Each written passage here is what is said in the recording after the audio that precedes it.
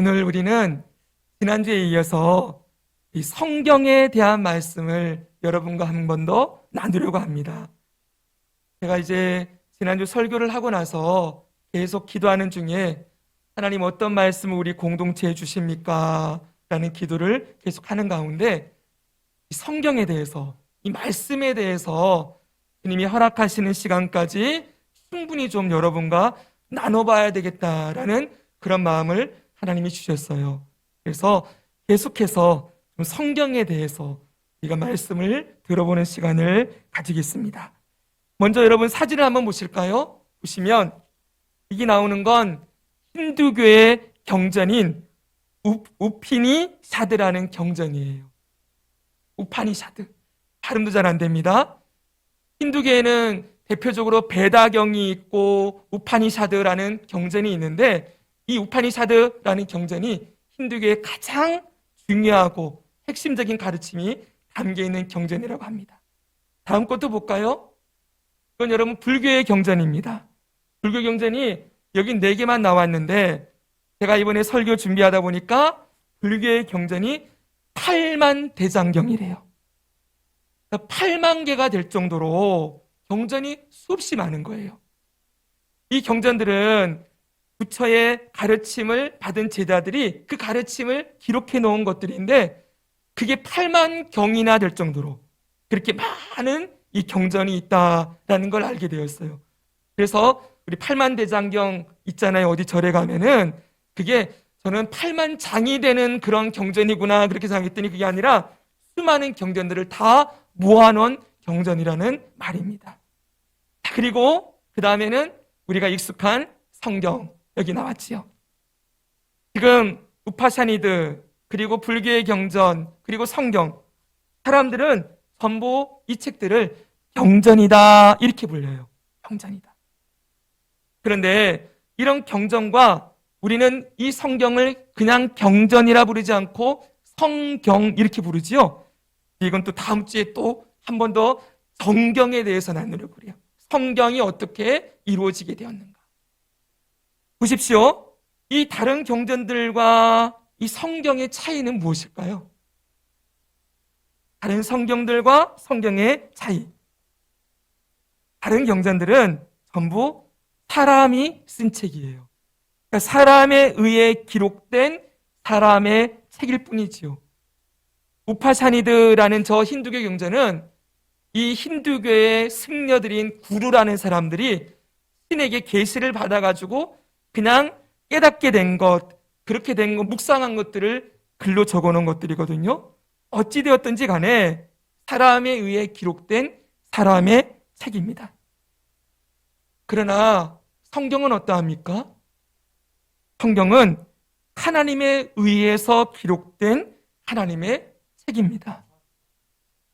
오늘 본문을 우리 한번 읽어볼까요? 디모데후서 3장 16절 시작. 모든 성경은 하나님의 감동으로 된 것으로. 아멘. 성경은 하나님의 감동으로 쓰여졌다. 무슨 말인지는 좀 이따 설명드릴게요. 베드로후서 1장 21절도 다시 읽어보겠습니다. 시작. 예언은 언제든지 사람의 뜻으로 낸 것이 아니요 오직 성령의 감동하심을 받은 사람들이 하나님께 받아 말한 것임이라. 아멘. 여기 예언, 이 예언도 성경이에요.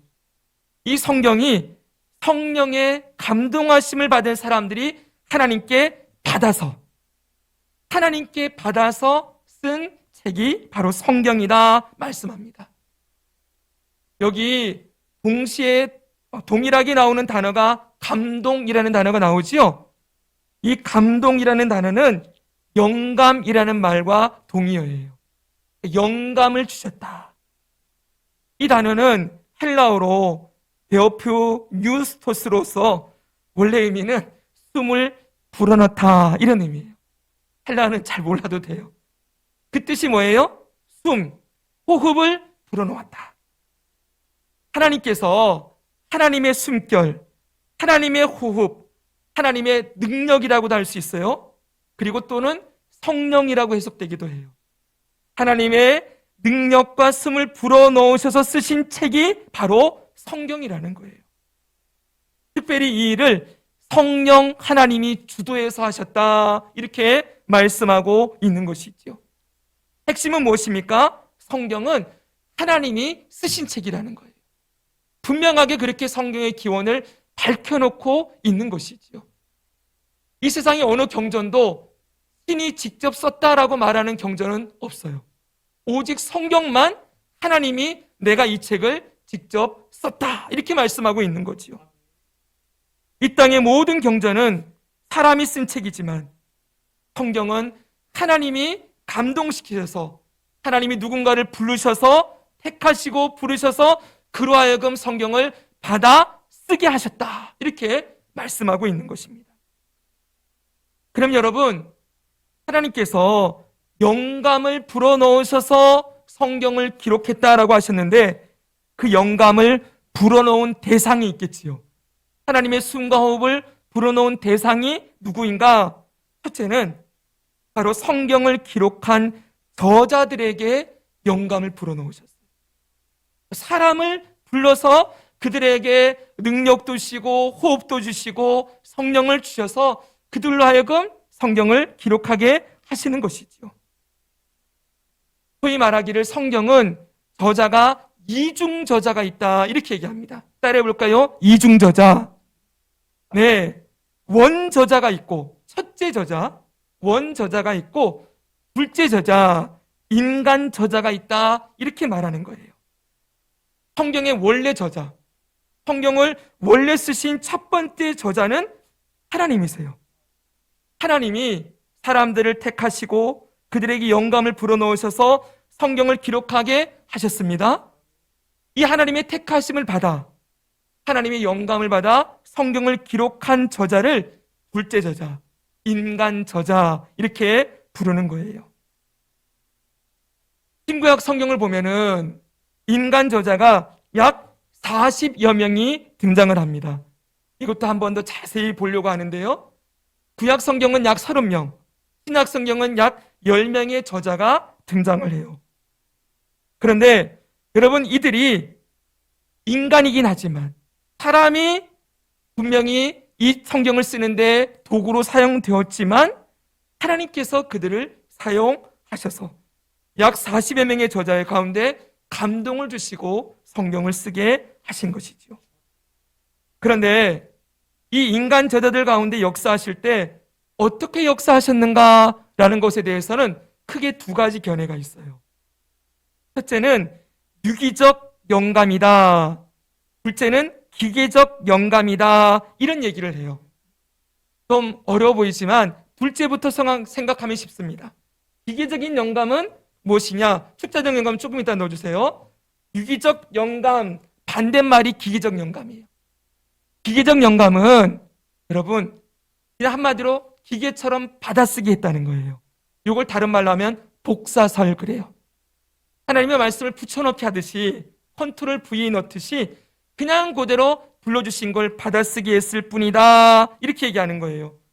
그러나 여러분, 성경은 그렇게 쓰여지지 않았어요.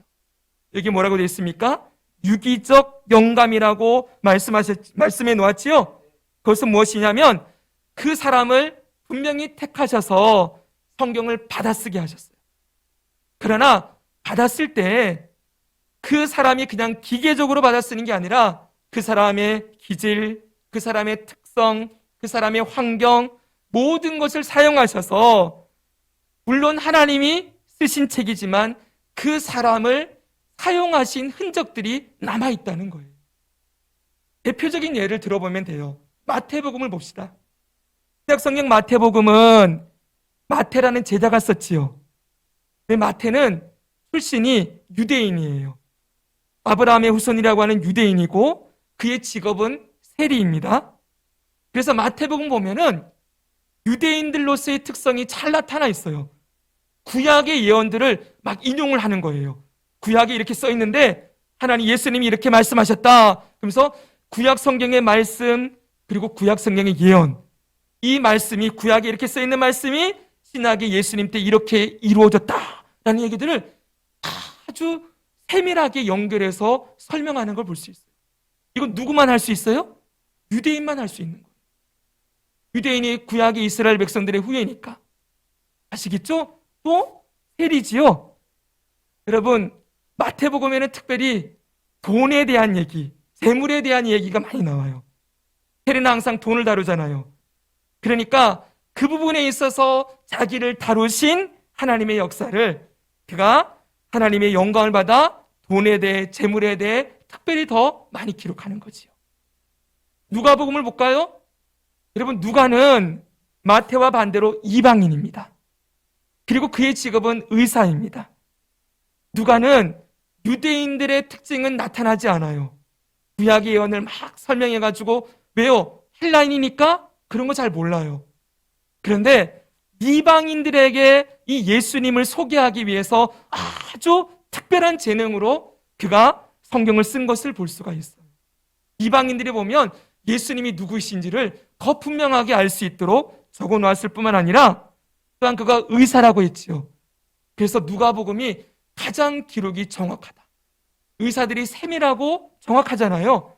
그래서 하나를 써도 아주 정확하게 꼼꼼하게 시간대를 따라서 기록해 놓은 책이 누가복음인 거예요. 마태복음은 주제별로 쓰여져 있고요. 누가복음은 시간대별로 쓰여져 있어요. 그러니까 여러분, 똑같은 말씀을 받아 적고 있지만 하나님이 감동시켜서 말씀을 쓰게 하시지만 마태라는 그 사람의 특징이 마태복음에 나타나지요. 누가라는 사람의 특징이 누가복음에 나타나지요. 그렇게 하나님이 그 저자들을 사용하셔서 유기적으로 그가 하나님과 연결되어져서 그가 그냥 기계적으로 받아쓰게 한 게 아니라 그 사람의 경험과 환경과 특성과 기질을 모두 사용하셔서 오류가 없도록 그를 완전히 붙드셔서 하나님 말씀을 기록하게 하셨다라는 것이 유기적 영감이에요. 이렇게 보면 여러분, 성경이 참 멋지겠죠, 여러분. 하나님이 이 사람은 이렇게 사용하시는구나. 이 사람을 통해서 이런 말씀을 주시는구나. 그러니까 어떤 사람은 마태복음 보면서 더 마음이 와닿는 사람도 있을 것이고, 어떤 사람은 누가복음의 기록이 더 분명하고 세밀하게 느껴지는 사람도 있을 것이고, 하나님은 말씀을 통하여 각 사람들에게 그들을 통하여 말씀하시는 하나님이 여러분들에게 직접 말씀하시는 은혜를 이렇게 주시는 것이지요. 자, 두 번째가 있어요. 하나님은 성경의 저자들에게만 영감을 주신 것이 아니라 성경에 쓰여진 모든 단어, 모든 구절 속에 역사하셨습니다. 이것으로 우리는 숫자 영감 이렇게 얘기를 해요. 모든 글자마다 하나님이 영감해 주셨다는 거예요. 마태복음 5장 18절을 볼까요? 같이 읽습니다. 시작. 진실로 너희에게, 마태복음 5장 18절, 네, 제가 읽어드릴까요? 진실로 너희에게 이르노니 천지가 없어지기 전에는 율법의 1.1획도 결코 없어지지 아니하고 다 이루리라, 이렇게 말씀하셨어요. 율법의 1.1획도 없어진다, 안 없어진다? 안 없어진다. 다 이루리라. 무슨 말입니까? 히브리어 성경을 보면 히브리어는 자음과 모음이 점처럼 이렇게 찍혀져 있거든요. 그 점 하나가 어디 찍히냐에 따라서 글자가 달라져요. 근데 하나님은 그 점이 어디 찍히는 것까지도 역사하셔서 영감하셔서 그 말씀이, 하나님의 말씀이 그대로 쓰여지고 이루어지도록 하셨다는 것이지요. 그러므로 여러분, 결론적으로 말하면 성경은 오류가 없습니다. 완전한 하나님의 말씀이지요. 완전하신 하나님이 쓰신 책이 바로 성경이다. 우리는 이렇게 믿는 것입니다. 그럼 여러분, 우리가 이 성경이 영감이 되었다는 것을 어떻게 알 수 있을까요? 목사님, 영감이 되었다는 증거가 무엇입니까? 이렇게 물을 수 있어요. 그 증거는 첫째로 성경의 역사성이에요. 성경은 역사의 기록입니다. 실제 역사가 기록되어 있지요. 구약 성경 보면은 이스라엘 역사를 중심으로 기록되었지요. 많은 사람들이 이렇게 생각을 해요. 왜 우리 한국 사람들이 이스라엘의 하나님을 믿느냐? 왜 저 중동 지방의 신을 우리가 믿고, 우리 한국에도 좋은 신, 단군 신이 있고 이런 게 있는데 왜 이방 신을 섬기느냐? 이런 얘기를 해요. 그럼 몰라서 그렇지, 여러분. 천지 창조가 에덴 동산이 천지 창조 에덴 동산이 중동 지역부터 시작되었기 때문에 생각해 보세요. 참 할 말이 많은데 여러분, 하나님이 지구를 만드셨어요. 그리고 아담과 하와를 만드셨죠. 이 두 사람을 어딘가에 두셔야 될 거 아니에요. 어딘가 둬서 살게 해야 되지요. 그래야 이들이 번성할 거 아닙니까? 그 두신 지역이 중동 지역이었다는 거예요. 지금으로 말하면 메소포타미아 문명이 있는 그 지역에 아담과 하와를 두시고 에덴 동산을 만드셨다. 그러니 우리가 이스라엘 하나님을 믿는 게 아니라 천지를 창조하시고 지구를 만드시고 아담과 하와를 창조하신 하나님을 믿는 것이지요. 아시겠습니까, 여러분? 예. 그러면 왜 구약은 이스라엘의 역사를 중심으로 기록되었느냐? 그냥 짧게 그냥 단순하게 설명하면은 여러분, 이건 이스라엘의 하나님이라는 그런 의미를 뛰어넘어서 하나님이 살아계셔서 실제로 역사 가운데 일하신 분이다라는 걸 보여준다는 거예요. 특별히 여러분, 족보를 보십시오. 구약성에 보면 족보가 많이 나오잖아요. 우리 족보 볼 때마다 이걸 왜 적어놔가지고 읽기도 어렵고 발음도 힘들고, 이 족보라는 게 뭘 의미합니까? 실제 그 사람들이 살았다는 거지요. 이게 사실로서의 역사라는 거예요. 다른 여러분 경전에 족보들 이런 거 기록해 놓지 않아요. 왜요? 그냥 사람이 깨달은 것, 내가 들었다 그러는 거 적어놨을 뿐이지 실제 역사가 기록되지 않는다고요. 성경의 역사가 기록되었다는 건 뭘 의미하는 거예요? 하나님이 실제로 역사 가운데 일하신 분이시구나. 그분이 그냥 추상적인 개념, 어떤 이론이나 어떤 이념이나 어떤 실제나 궁극적인 실제, 뭐 세상을 움직이는 원리 이런 게 아니라 그분이 살아계시고 인격적이시고 실제로 역사 가운데 사람들 가운데 일하시는 하나님이라는 걸 분명하게 보여주고 있는 것이지요. 그러니까 여러분, 우리가 구약의 역사나 족보나 이런 거 보면서 그냥 넘어갈 게 아니라, 야, 하나님이 이 사람들 이름까지 다 알고 계시네. 하나님이 이 사람들 이 땅에 보내시는 분이시구나. 하나님이 이렇게 역사 가운데 일하신 실제의 하나님이시구나. 과거에 역사하신 하나님이 오늘 지금도 역사하시는구나 라는 것을 우리가 확인할 수 있는 것이죠. 또한 여러분, 성경에 신약 성경에도 예수님의 행적이 다 기록되어 있지요. 예수님이 어디서 무엇 하셨고 어디서 무슨 말씀하셨고 허구가 아니라는 거예요. 소설이 아니라 실제 예수님이 그 자리를 방문하셨고 그 일을 하셨고, 사도 바울의 전도 여행 보면서 사도 바울이 진짜 곳곳을 다니면서 복음을 전해서 역사적으로 그가 일한 인물이요, 그를 하나님이 사용하셔서 복음을 전하게 하셨다라는 기록들을 확인할 수가 있는 거예요. 또한 여러분, 두 번째로는 성경이 어떻게 영감되었다는 걸 확인할 수 있는가? 성경의 통일성이에요. 성경은 66권입니다. 우리가 정경으로 받아들이는 성경은 66권이에요. 근데 카톨릭은 거기다가 7권의 외경을 더해서 구약 성경에 7권의 외경을 더하고 위경도 인정한다 이런 얘기를 하거든요. 다음 주에 한번 볼 거예요. 여러분, 이 66권이 인간 저자가 40여 명 있다 그랬죠. 보십시오. 그럼 여러분, 이 40명의 저자가 한 사람 한 사람 책을 썼어요. 그리고 40명이 쓴 책을 갖고 와가지고 여러분 한꺼번에 놓고 본다면 이 40권의 책이 서로 공통점이 있을까요?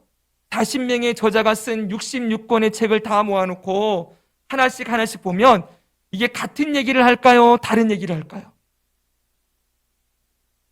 당연하죠. 저자가 다르니 각각 다른 얘기겠지요? 예를 들어 사랑에 대한 책을 40명에게 써보십시오. 해가지고 40명이 66권의 사랑에 대한 책을 가져왔어요. 근데 이 사람이 쓴 사랑에 대한 책과 저 사람이 쓴 사랑의 책이 똑같을까요? 내용이 연결될까요?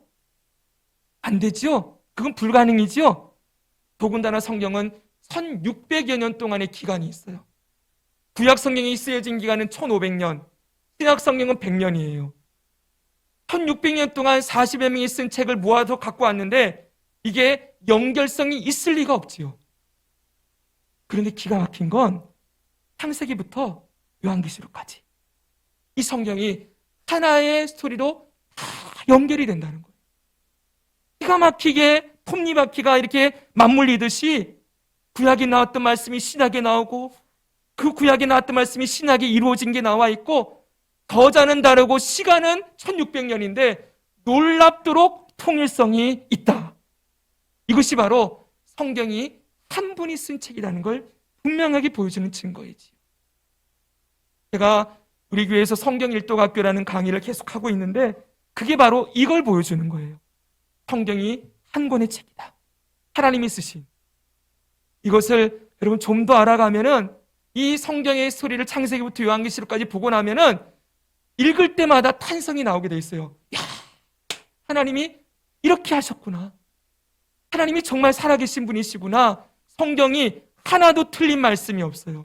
오류가 없이 모든 것이 논리적으로, 이성적으로 완전하게 연결되어 있고 완전함을 분명하게 확인할 수가 있는 것입니다. 나중에 이 부분을 조금 더 자세하게 한번 보려고 그래요. 그런데 지금까지는 이렇게 영감설에 대해서 말씀을 드렸는데 성경 영감에 대해서 이걸 반대하는 흐름들이 있어요. 대표적인 흐름이 뭐냐면 고등 비평이라고 하는 흐름이에요. 이걸 성경 비평학자들 이렇게 부릅니다. 쉽게 말하면은 여러분 이들은 성경을 하나님의 책으로 보지 않는 거예요. 인간 사회에서 내려오는 신화, 설화, 유전, 유전들을 종합해서 짜집게 해놓은 책이 성경이다. 이렇게 이들은 이해를 해요. 그래서 특별히 이들은 구약 성경을 크게 4개의 문서로 나눠요. 제2문서, E문서, D문서, P문서. 하나님을 엘로힘으로 불렀느냐, 하나님을 야훼로 불렀느냐, 이걸 가지고서는 이거는 엘로힘 문서, 이거는 야훼 문서, 이런 식으로 해서 성경을 4개의 문서가 종합된 짜집기 된 책이다. 이렇게 이야기하는 거예요. 지금은 근데 여러분 이것도 그들 사이에 통일이 없겠죠. 합의된 그런 어떤 결론이 없어요. 어떤 사람은 이거는 제2문서다. 어떤 사람은 이건 이문서다. 서로 성경 한 구절에도 제2와 이문서가 합쳐져 있다. 이렇게 얘기도 하기도 하고 그들 자신들도 이것에 대한 공통된 의견이 없어요. 근데 중요한 건 뭐냐면 이렇게 성경을 사람이 짜집게 해놓은 책이다라고 말하는 자들이 바로 자유주의 신학을 만들어내는 거예요. 성경이 짜집게 된 사람의 책이에요. 그러면 성경의 권위가 있겠습니까? 여기에는 하나님의 말씀도 들어있지만 사람의 말도 들어있다. 이렇게 말하기 시작하면 제가 설교할 때 이 설교의 권위가 있겠습니까? 여러분이 말씀을 읽을 때 말씀의 권위가 있을까요? 이건 사람의 말인 것 같은데, 이건 하나님 말씀하시는 것 같은데, 이거는 누가 얘기한 것 같은데, 이렇게 구분하기 시작하면 성경에 대한 권위가 무너지고 성경의 말씀이 권위가 무너지면 하나님을 향한 믿음도 무너지는 거예요. 오늘날 서구 사회의 가장 큰 위협이 바로 이 성경 비평, 이 흐름이 자유주의 신학이라는 이름으로 퍼져나가기 시작했고 그래서 여러분 교회가 문을 다 닫는 거예요. 유럽의 교회, 저 서구 사회의 교회들이 왜 술집이 되고 공연장이 되는지 아십니까? 교회에서 왜 사람들이 떠나가는지 아십니까? 말씀으로 믿지 않기 때문이지요. 말씀을 사람의 책으로 만드는 순간 성경은 도덕책이 되는 거예요. 또한 여러분 이성주의와 과학주의도 있습니다. 이들은 성경을 인간이 이해할 수 있는 부분만을 받아들이고 하려고 하는 것이지요. 그래서 이게 말이 돼? 이건 이해가 안 되는데?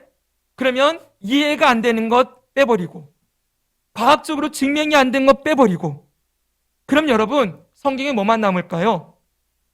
성경에 하나님이 일하신 기적의 역사가 있지요. 예수님이 행하신 오병이의 기적이 있지요. 그런 걸 다 빼버리고 나면은 결국은 뭐가 될까요? 도덕책이 돼버리고 마는 거예요. 성경에서 내가 이해할 수 있고 증명된 것만 믿겠다. 이렇게 성경을 보기 시작하는 것이 바로 성경이 하나님의 말씀이다라는 이 분명한 명제를 자꾸 무너뜨리는 일이 되는 것이죠. 세 번째로는 현대적 불신앙의 확산이에요. 요즘 무신론이 판을 치지요. 하나님이 어디 있냐? 인본주의가 판을 쳐요. 사람이 세상의 중심이다. 인간은 언제나 해답을 발견할 것이다. 신은 죽었다. 인간이 중심이 된 세계에서 하나님을 거부하고 성경을 그냥 과거의 역사책, 이스라엘 사람들이 믿는 문학책, 이 정도로만 치부를 해버리려는 흐름들이 곳곳에 일어나고 있죠. 자, 오늘날 이런 경향들이 기독교 안으로 깊이 들어와 있습니다. 지난주 말세에 일어나게 될 현상 가운데 속임이 가득한 시대가 될 것이라는 말씀 우리가 들었지요. 그래서 거기서 제가 바른 신학, 정통 신학의 중요성에 대해서 한번 말씀을 드렸어요. 왜 그게 중요한가? 잘 들으셔야 됩니다. 신학이 어떻게 세워져 있는가 따라서 많은 그런 결과물들이 있겠지만 그 중에 제일 큰 게 성경을 어떻게 대하느냐가 결론이 나기 때문에 그래요. 성경을 바라보는 관점이 다르기 때문이지요. 여러분 보십시오. 앞에 보면은 하나는 뭐라고 되어 있습니까? 성경은 하나님의 말씀이다 그랬어요. 아멘. 그런데 밑에는 뭐라고 되어 있어요? 하나님의 말씀이 된다 그랬어요. 차이가 있지요. 말씀이다와 말씀이 된다. 뭐가 차이가 있습니까? 말씀이다는 이 말씀이 어떤 말씀이든 그걸 인정하는 거지요. 말씀이 된다라는 건 될 수도 있고 안 될 수도 있다. 이미 하나님의 말씀을 내가 어떻게 받아들이냐에 따라 가지고 말씀이 되기도 하고 안 될 수도 있다는 그런 여지가 들어가 있는 거예요. 같은 장로교 안에서도 우리가 속한 합동 측은 분명하게 성경이 하나님 말씀이다라는 걸 인정해요. 그러나 저쪽의 통합 측은 하나님의 말씀이 될 수도 있다 이렇게 가르쳐요. 된다. 말씀이 된다. 그러니 사람들이 어떻게 되겠습니까? 성경을 읽다가 내게 주신 말씀 이러는 거예요. 성경에서 나에게 감동이 되고 내게 은혜가 되고 좋은 말씀만 받아들이려고 하는 거죠. 설교자의 설교 가운데서도 물론 설교자의 설교가 100% 하나님 말씀이다라고 말할 수 없어요. 저의 해석이 들어가 있기 때문에, 설교자를 사용하시기 때문에. 그러나 저건 하나님 말씀이고 저건 그냥 사람의 말이고, 그러면서 내게 은혜가 되면 좋은 말씀, 내게 감동을 주는 말씀, 이걸 자꾸 골라내려고 하는 거지. 성경 66권 모든 말씀이 아까 축자영감이라고 했죠? 모든 단어와 구절에 하나님의 영감이 들어가 있고 오류가 없는 말씀이에요. 그런데 여러분, 사람이 성경 말씀을 내게 감동이 되는 말씀, 좋은 말씀 골라내려고 하면은 문제가 심각해지겠지요. 바로 이런 차이가 생기기 시작하는 거예요. 어떻게 성경을 보느냐? 조금 전에 자유주의 신학은 성경을 사람의 책으로 치부해버린다고 말씀드렸죠? 그러면 여러분, 그런 분이 담임하고 있고 그런 분이, 그런 신학을 배운 분이 교회를 세우면 설교 시간에 뭐라고 얘기하겠습니까? 성경의 기적의 하나님, 능력의 하나님, 살아계신 하나님, 이런 부분들을 설교할 수 있을까요? 그러니 매일 그 설교가 뭐가 되겠습니까? 도덕적이고 윤리적이 될 수밖에 없겠지요. 그리고 사회 참여하고 세상을 이렇게 바꾸고 그리스도인은 정직해야 되고, 여러분 왜 그래야 되는지, 그게 전부 목적이 하나님, 살아계신 하나님께 영광을 돌리고 그분의 나라를 세워가는 것이 그렇게 살아야 되는 이유인데, 하나님을 빼어버리고 전부 기독교 일이니까 이렇게 살아야 돼, 이것만 남게 되는 거예요. 여기서 더 나가면 여러분, 요즘 참 기가 막힌 얘기가 나오지요. 성소수자들이 이제는 성경도 주석서를 만들어냈어요. 퀴어 신학이라고 합니다.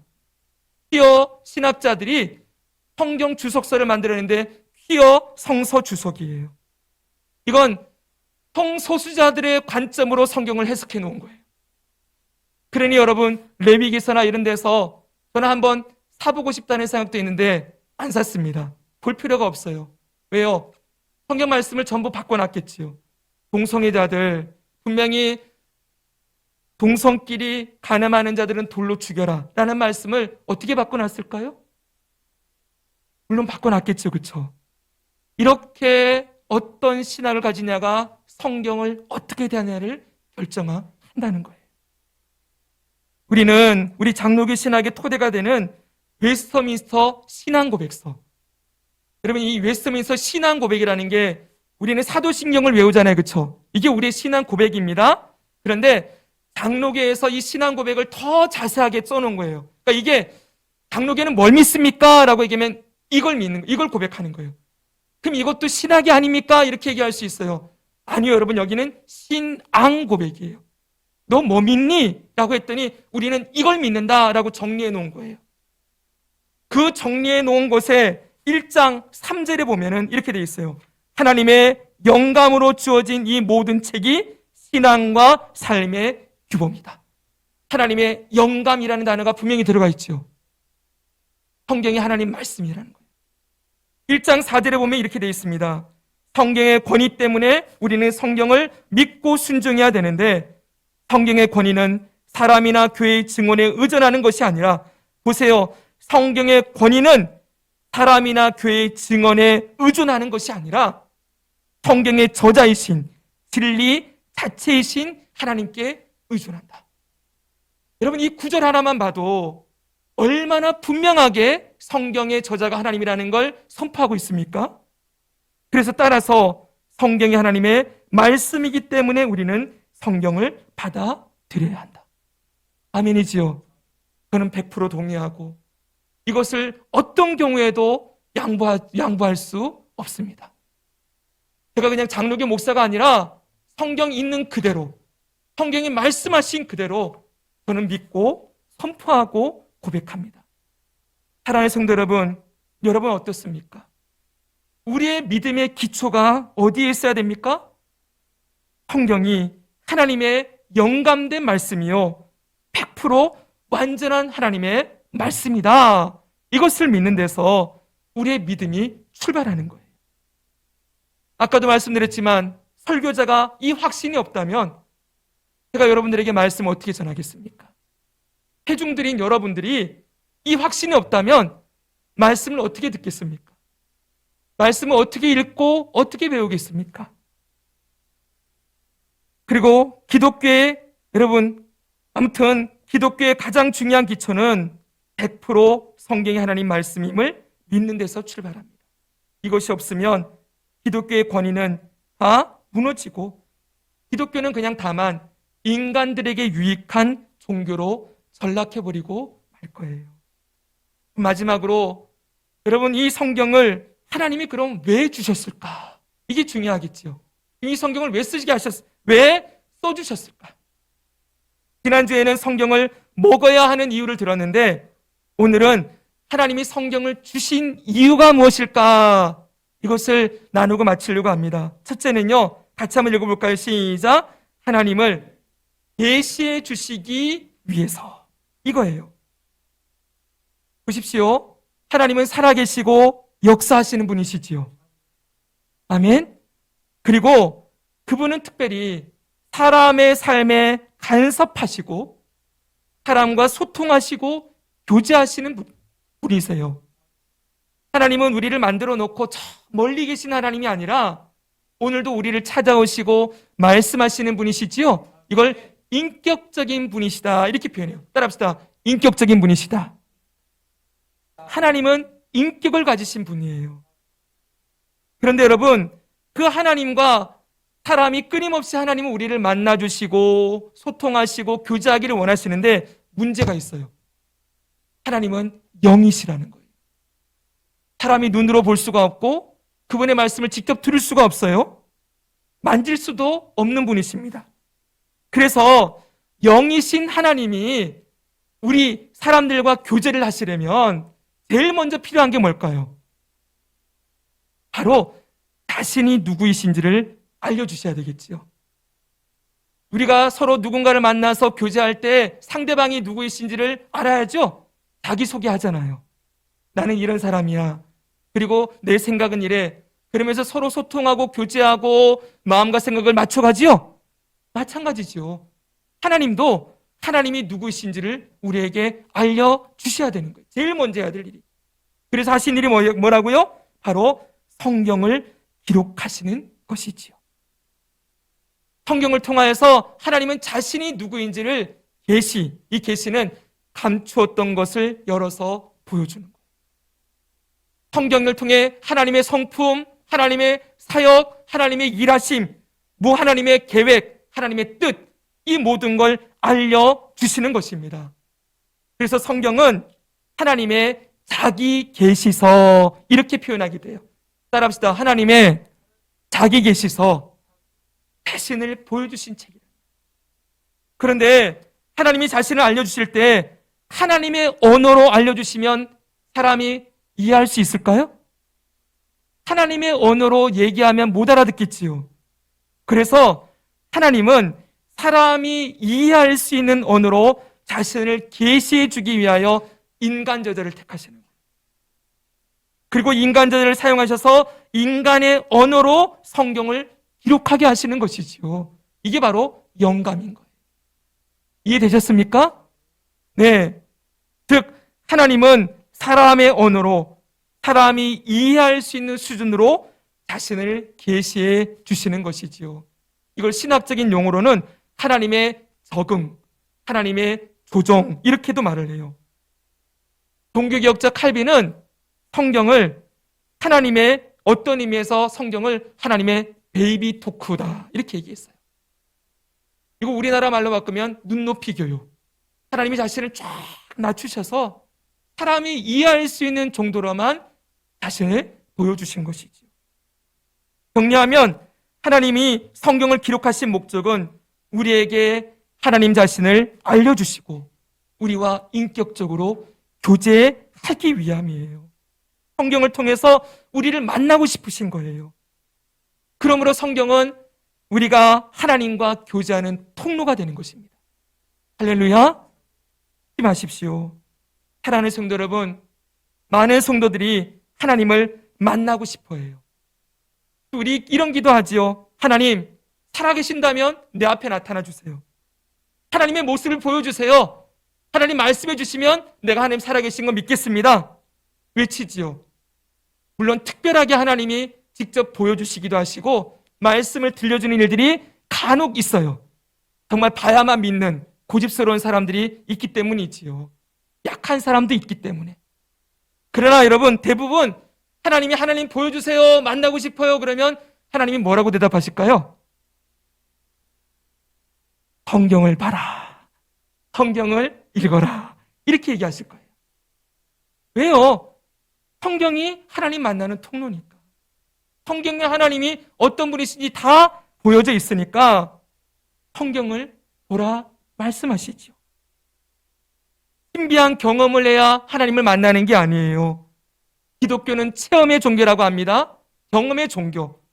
근데 그 체험이 신비스러운 경험, 머리 이렇게 하얗게 돼가지고 흰 옷을 입은 분이 내가 예수다라는 그런 걸 봐야 경험하는 게 아니에요. 기독교는 경험의 종교라고 했을 때 그 경험은 말씀을 통한 경험이에요. 하나님 말씀을 통해 하나님 만나는 경험을 하나님이 주신다는 거예요. 살아계신 분이시니까. 그분이 말씀해 주신 것이니까. 그래서 여러분, 우리의 경험이 다 어디로부터 나와야 됩니까? 내가 수련회 때 옛날에 기도하는 가운데 눈물이 쏟아지고 죄가 회개되어지고 등이 막 따뜻해지고 이런 경험이 있어야 내가 하나님 만난 경험이 있는 게 아니에요. 모태신앙은 그런 경험 없는 경우들 너무 많지요. 나는 하나님을, 사람들이 그래요. 언제 예수님을 인격적으로 만났습니까? 잘 모르겠는데요. 모를 수밖에 없지요. 어려서부터 태어나면서부터 교회 다녔고 지금까지 교회 다녔는데 특별한 경험이 나는 없거든요. 그럼 나는 하나님 못 만났나 보다. 이런 게 아니죠, 여러분. 우리는 어려서부터 뭘로 하나님 만나고 있어요? 성경을 통하여. 그래서 디모데서에 내가 어려서부터 성경을 알았나니 그랬잖아요. 우리 아이들은 지금 이 자리에서 어려서부터 하나님 만나고 있는 거예요. 말씀을 통해 아이들을 만나 주시죠. 할렐루야. 성경을 통해 하나님을 만나고 경험하는 겁니다. 또 하나, 성경을 하나님이 우리에게 주신 목적은, 기록해 주신 목적은 바로 우리에게 영생을 주시기 위함이에요. 할렐루야. 영생을 주시기 위해서. 요한복음 17장 3절 읽겠습니다. 시작. 영생은 곧 유일하신 참 하나님과 그가 보내신 자 예수 그리스도를 아는 것이니이다. 아멘. 영생이 어디에 있대요? 하나님과 예수 그리스도를 아는 것에 있대요. 요한복음 20장 31절 읽겠습니다. 시작. 오직 이것을 기록함은 너희로 예수께서 하나님의 아들 그리스도이심을 믿게 하려 하며 또 너희로 믿고 그 이름을 힘입어 생명을 얻게 하려 함이니라. 아멘. 성경을 기록하게 한 목적이 분명히 나타나 있어요. 이번 주 암송 말씀이에요. 하나님이 왜 사도 요한을 부르셔서 성경을 쓰게 하셨냐? 목적이 뭐예요? 이것을 통하여 하나님이 예수 그리스도가 하나님의 아들 그리스도이심을 믿게 하기 위하여, 또한 그분을 믿고 영생을 얻게 하시고.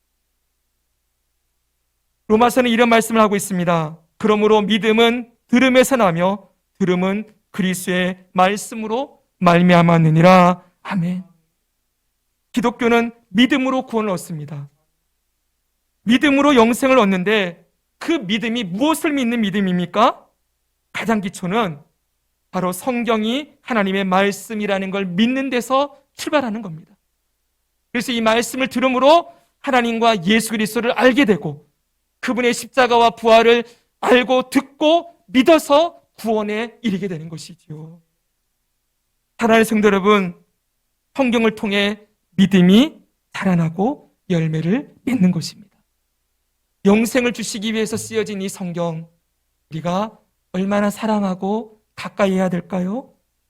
마지막으로 이 말씀 읽고 마치겠습니다. 모든 성경은 시작. 모든 성경은 하나님의 감동으로 된 것으로 교훈과 책망과 바르게 함과 의로 교육하기에 유익하니 이는 하나님의 사람으로 하여금 온전하게 하며 모든 선한 일을 행할 능력을 갖추게 하려 함이라. 아멘. 사랑하는 여러분, 오늘 우리는 성경이 하나님의 영감으로 쓰여진 책인 것과 하나님이 이 책을 우리에게 써주신 목적을 배웠습니다. 이 내용들은 정말 중요한 내용이지요. 더 중요한 건 이걸 아는 것보다 정말 성경을 읽는 것입니다. 그렇구나. 그러고 지나가면 안 되겠지요. 오늘도 하나님은 우리를 성경을 통해 만나주시고 말씀을 통해 우리와 교제하시는 분이십니다. 이번 다가오는 한 주간도 우리 말씀 속에서 우리를 만나주시는 하나님과 친밀한 교제와 사랑을 나누는 기쁨을 누리는 저와 여러분 되기를 예수님의 이름으로 축복합니다. 아멘.